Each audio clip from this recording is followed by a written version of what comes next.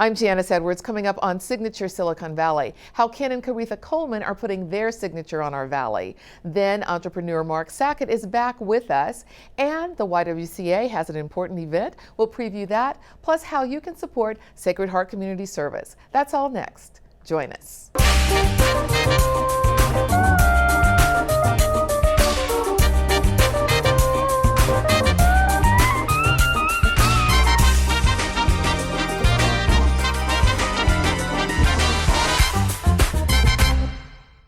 This segment is sponsored by Silicon Valley Community Foundation. Silicon Valley Community Foundation advances innovative philanthropic solutions to challenging problems. As the largest community foundation in the world, we engage donors and corporations from Silicon Valley, across the country, and around the globe to make our region and world better for all. Possibilities start here. Learn more at siliconvalleycf.org. Welcome to Signature Silicon Valley. I'm Janice Edwards. Last year, when Black Enterprise was in town, I had the opportunity to talk with Ken and Caretha Coleman as part of a special tribute that they received from Black Enterprise. We share their story with you today because they are truly continuing to put their signature on our valley. They're known as one of the top power couples in Silicon Valley. Ken and Caretha Coleman have been innovating in the tech industry for the last 40 years. She, with Hewlett-Packard, Spectra Physics, Software Publishing Corporation, and now chairman of Dignity Health. He, with Hewlett-Packard, Activision, Silicon Graphics, and now chairman of Salma Technologies. I was a captain in the Air Force, and I decided to resign my commission and return back to civilian life. Roy Clay had been an employee and executive at HP. So Roy Clay gave my HP my resume. I was called in for the interview, and that started my life in technology industry. His life with Caretha also began at HP. He kept saying he was going to ask me to lunch every time he saw me, but he never would. And the last time he came and played that game and said we should go to lunch sometime, I was ready with my calendar. And we had a first date, and the rest is history. The Colemans are seen by many people as mentors and role models in all their endeavors. I think Ken and Caretha both, in their own way, have not only made lasting contributions to the tech industry in terms of real business outcomes, but to me, they've also made lasting contributions in terms of the idea of diversity and inclusion in Silicon Valley. Ken has been, a pioneer in building companies. He's been a pioneer, actually, in developing mentorship. And importantly, I think he's been really a pioneer in developing a strong and growing culture of minorities in technology. But even with their efforts to create opportunities for minorities, they note that industry diversity is still a problem. I don't think we have enough senior executives or enough people on board, but we sure have way more than we had 4 decades ago when I joined the Silicon Valley. I'm very hopeful. I think the Valley represents the future not only for America or for Black people, for the world.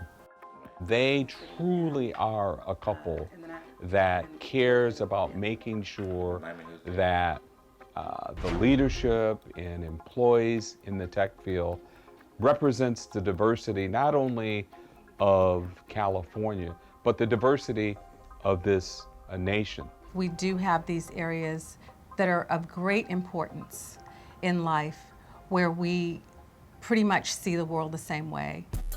When I think of Caretha and her leadership style, the first word that comes to mind is authentic, highly trustworthy, wise, courageous, and with the unique ability to marry the purpose of the organization with the purpose of the world at large.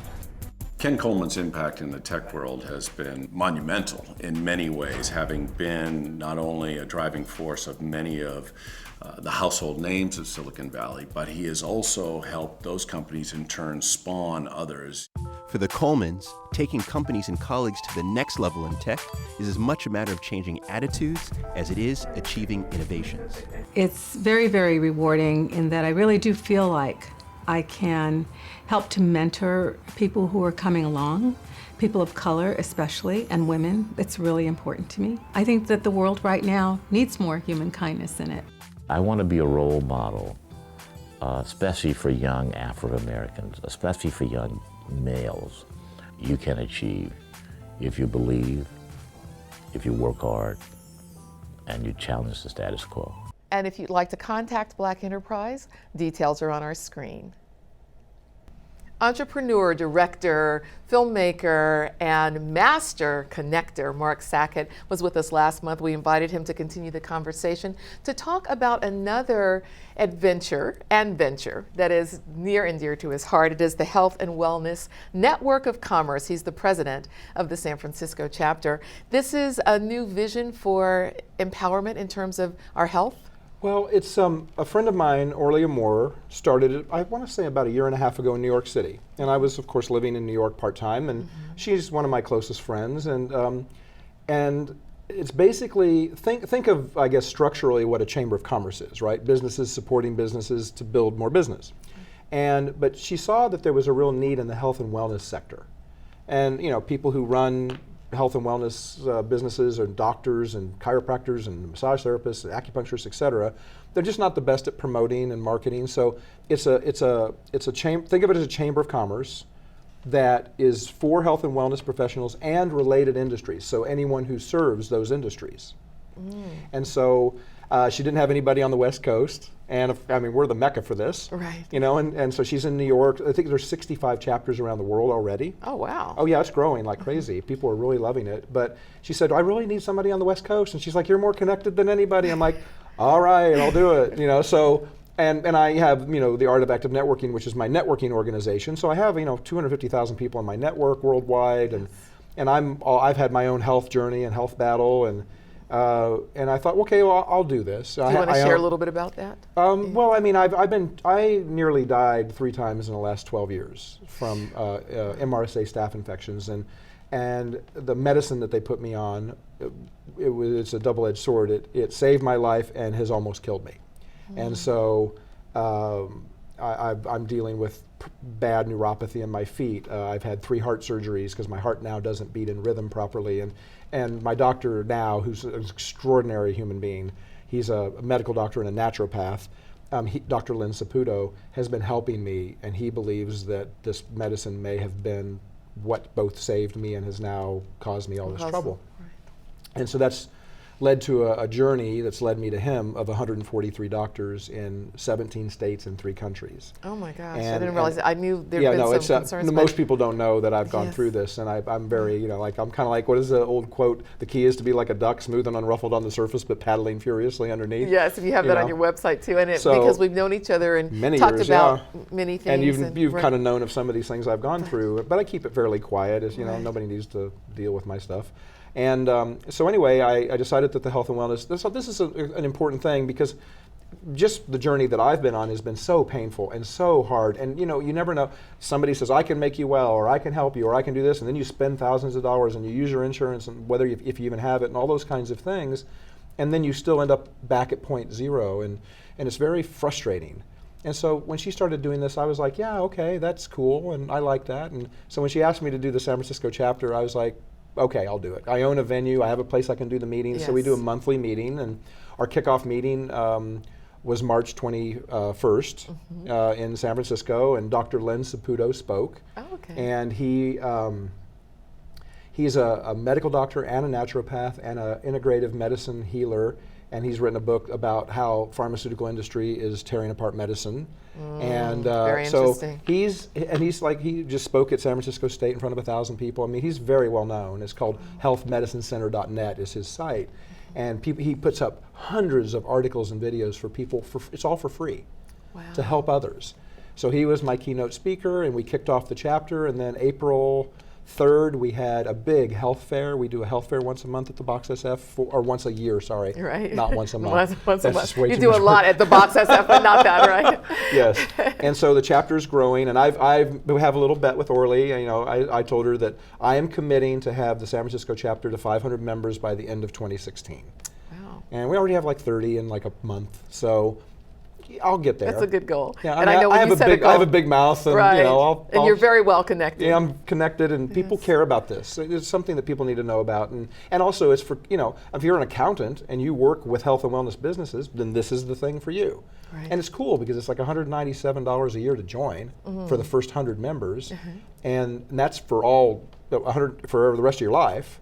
It never goes up. And for the next 100, it's only $297, and they get to come to not only all of the events for free, but they also get to come to any event in any city around the world if they're a member in one city. Wow. So it's a really cool structure she's built, and I'm all for it, and we all need to get more healthy and get more connected, and of course, I'm all about networking, so that allows us to network as well. Yes, you are about connecting people, and it's Yeah. wonderful to know about that. And one of the things that I just appreciate about you too, and when we talk about the art of active networking and all that you do, and the Box SF, you had a time back in 2009 when you were looking at closing down everything. You didn't know what to do, and your story inspires so many, and we don't have a lot of time, but I'd just like for you to share how you turned things around, because there's some people watching right now who are going through that same question of how do I keep my vision going, how do I keep my business going, how do I keep going? So what were the steps that you took that helped you take it from being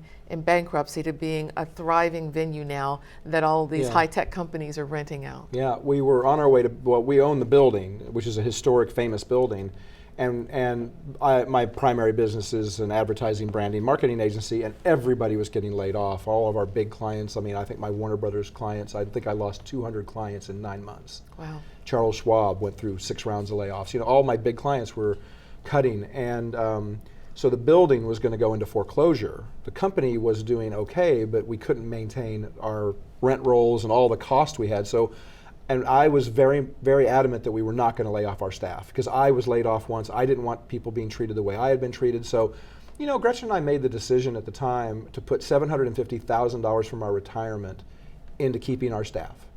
And we did that until that money was drained. And Gretchen is your ex-wife. My ex-wife who passed away in July, yes. And it was a very tough, it wasn't a tough decision for us emotionally or ethically, but it was a tough financial decision to make, right? That is a big one. And so we got a hard money loan on the building. We paid, I think it was 18% at a time when nobody was doing that. We saved the building. We scraped together every penny that came in. You know, we kept going, and we just kept doing it. And I'm a master marketer, so I built the Box SF using social media, and never once have we done an ounce of paid advertising.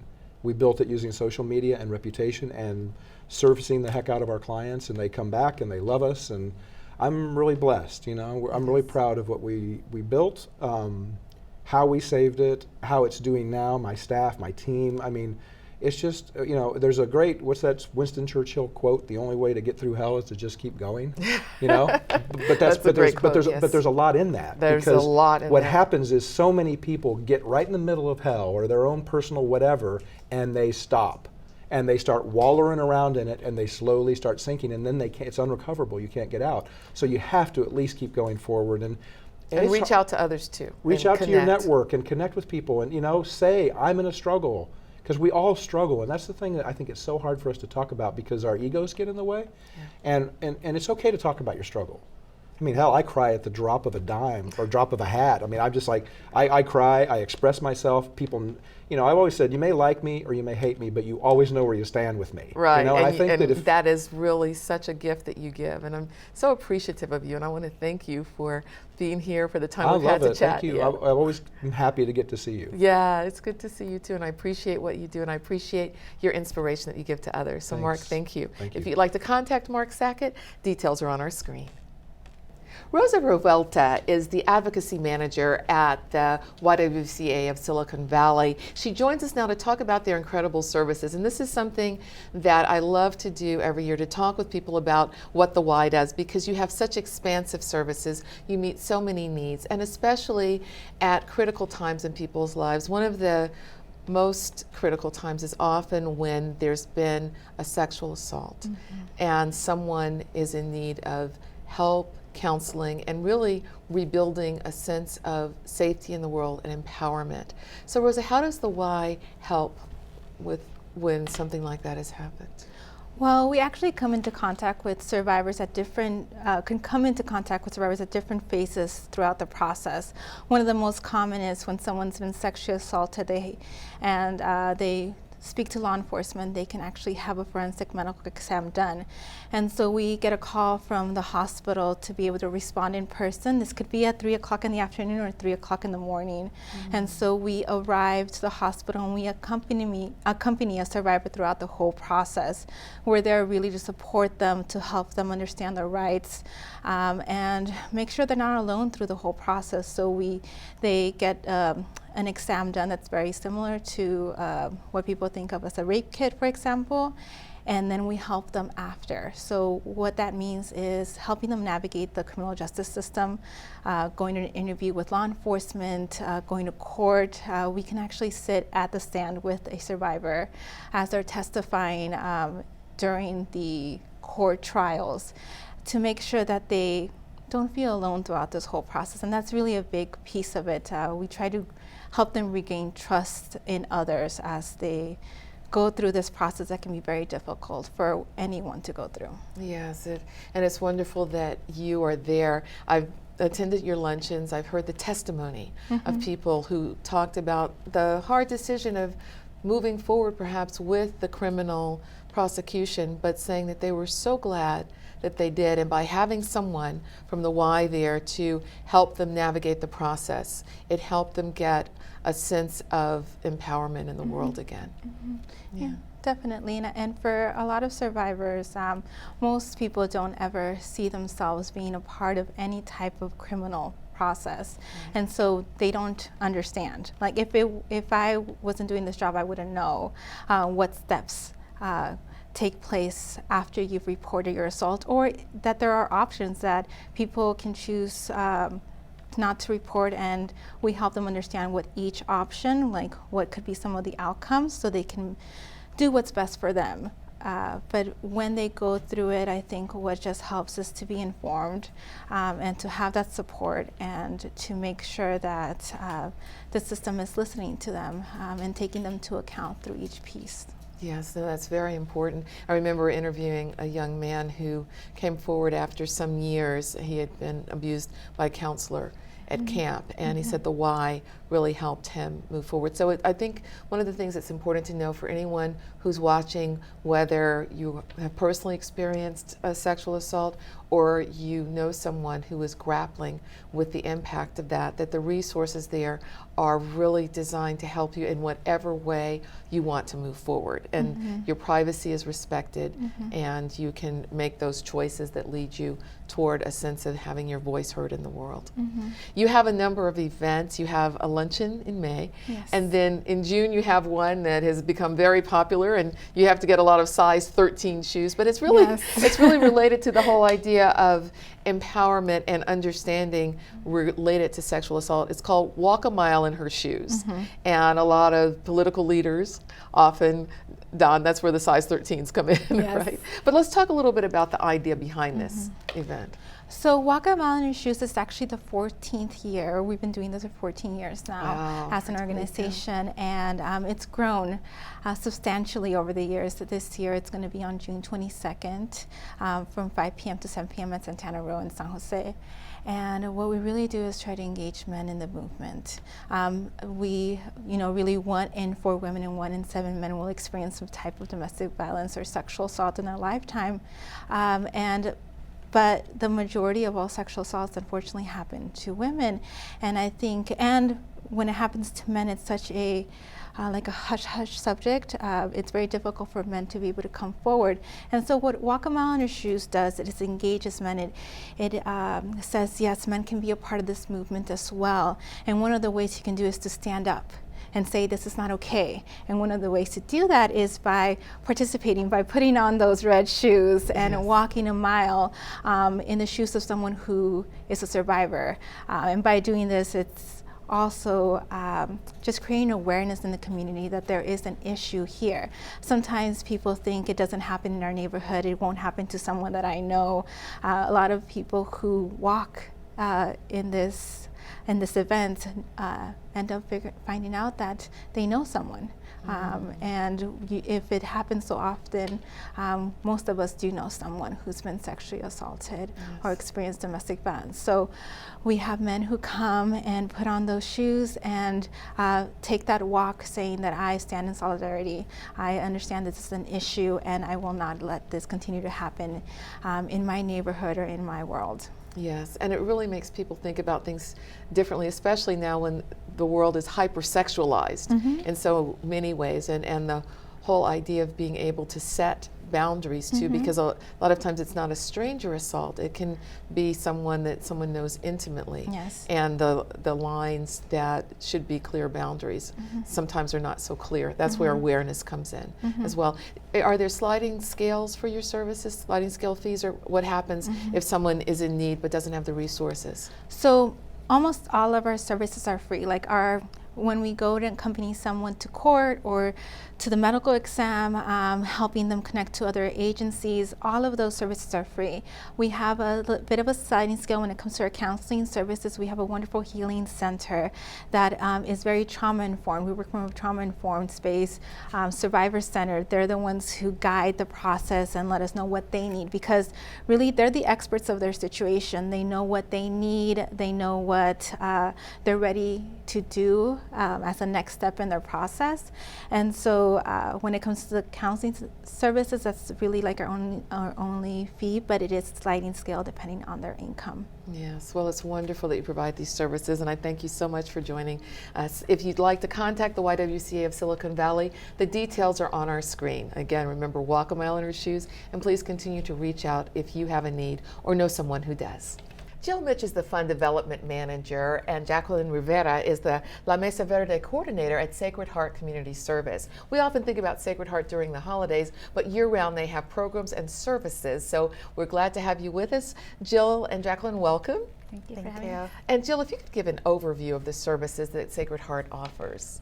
Yes, so we have our self-sufficiency programs that really are designed to address the root causes of poverty. So we have parenting classes, we have education programs, we have programs for survivors of domestic violence, and then we have our essential services programs, which the community is really familiar with, so giving out food and clothing, housing assistance. We're also doing a lot of policy and organizing, so getting the community involved to make social change. So we're really looking at the housing crisis. You know, rents are so skyrocketing right now, so really organizing people for that. And community engagement is key. Our volunteer program is amazing. It takes about 10,000 volunteers a year to do our services. That's incredible, and you have such great services. I've been there, I've seen firsthand, talked to clients, and been in the kitchen. But when you talk about housing right now, what are the solutions? You hear about so many people living in their cars at this point. If someone comes to Sacred Heart, what kind of help can you offer them? We can give them financial assistance, so vouchers. So if they're late on their rent and they're going to be evicted, we can help them out. We also do renters' rights clinics once a month, so people know their rights, and a lot of people might be at risk of being evicted from their apartment, so we want to make sure that they know their rights, and we have also legal clinics for them on site. That's wonderful. Jacqueline, I'm not familiar as much with La Mesa Verde, but I know it's an incredible program. You have planting in the spring. So what do you do from May on? As Jill mentioned, La Mesa Verde lives under the Self-Sufficiency Department. We are the Food Justice Urban Garden Program. We're a network of urban gardeners trying to create access to healthy food in San Jose. And so we're a year-long program, also go on for many years afterwards. But basically, families join our program for starting their own home gardens. Some of them also share gardens at community sites, wherever they can find a spot. Oh, that's and wonderful. We do classes based on gardening and also on cooking and nutrition. So how do you utilize all the things that you're growing in your garden, and try to involve the family in that. So in May, right now, we're actually doing our cooking classes. We just had our big planting day in spring back in April, and we had all our families, which this year we're at about 130. This includes our first-year families and our members, who are folks that have completed the program and are with us since the beginning, since 2009. So after they complete the program, what is the continuation like? They become members, and what that means, it doesn't mean you pay anything. It just means you're continuing on with us and taking a little bit more ownership of the program. They help us lead some of our cooking classes. They help us basically giving more input into the program and taking some of the lead roles in it. That's really wonderful, yeah, because one of the things that's so hard, and we should say La Mesa Verde is the green table in Spanish, and when resources are tight, trying to decide what to do and how to have a healthy nutritional table at home is a real challenge. So that's really wonderful that you provide those services. What do you personally find rewarding about this? For me, it's just that transformative experience you have, because you don't realize, aside from the food that you're getting from this garden, you're also getting a therapeutic, a little sanctuary for yourself and your family to be out there, to be outside. So it provides so many other benefits besides the food, and I think I garden myself, and I definitely go out to our garden that we have at Sacred Heart just sometimes to get away from the office. So, yeah. I know. Well, it's wonderful over there. And Jill, I'll ask you the same question, because there's so many things, and you are so closely tied to the continuation of everything that Sacred Heart does, to reaching out to people, helping to share the stories in that way. But what really moves your heart about the work that you do? I think just seeing what people are getting and the experience that they're having. We're getting close to the summer, and we're going to be launching our Pack-A-Back program. And we're probably going to register about 3,400 students this year to receive a backpack and all the school supplies they need. Wow, so that's wonderful. Yeah, it's great. They get their appointment date a month ahead, and then on registration day, the parents come with their child and they pick out a backpack, and just seeing all these kids lined up, excited for school, and knowing that they're going to start that first day of school ready, and it's wonderful. That is wonderful. And also during the summertime too, a lot of students who've had an opportunity to have lunches at school then face even more food insecurity. So Sacred Heart provides for them as well in that way. Right, we do. We do have lunches provided. We have our summer academy that's a 4-week program at Sacred Heart, and it's really a great program for kindergarten to 5th graders.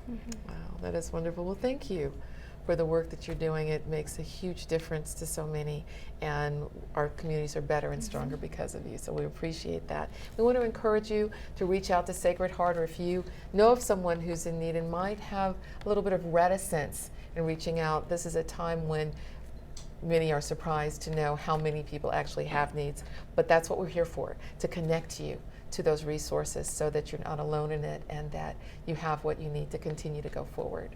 So thank you again for what you do. And that's our show. I'm Janice Edwards. Thank you for putting your signature on our valley. Thank you so much for joining us. Please join us again next time. We look forward to seeing you then.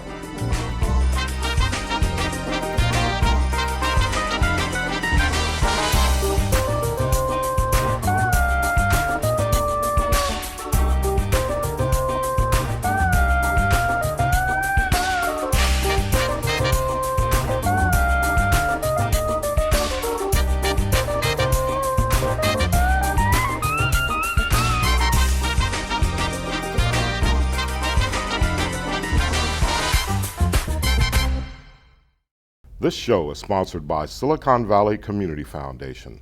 Silicon Valley Community Foundation advances innovative philanthropic solutions to challenging problems.